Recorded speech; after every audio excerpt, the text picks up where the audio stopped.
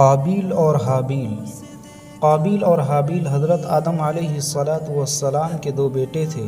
دونوں کے درمیان ایک بات کو لے کر جھگڑا ہو گیا۔ قابیل نے حابیل کو قتل کر ڈالا۔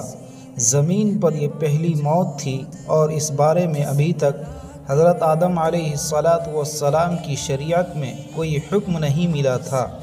اس لیے قابیل پریشان تھا کہ بھائی کی لاش کو کیا کیا جائے۔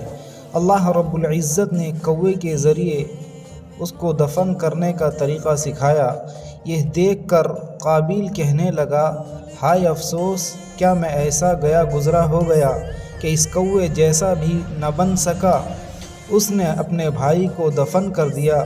یہیں سے دفن کرنے کا طریقہ چلا آ رہا ہے۔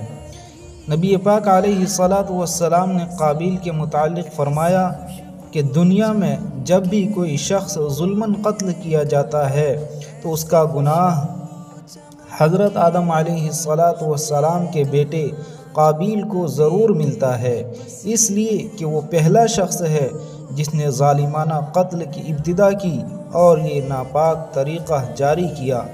اسی لیے انسان کو اپنی زندگی میں کسی گناہ کی ایجاد نہیں کرنی چاہیے تاکہ بعد میں اس گناہ کے کرنے کا وبال اس کے سر نہ آئے۔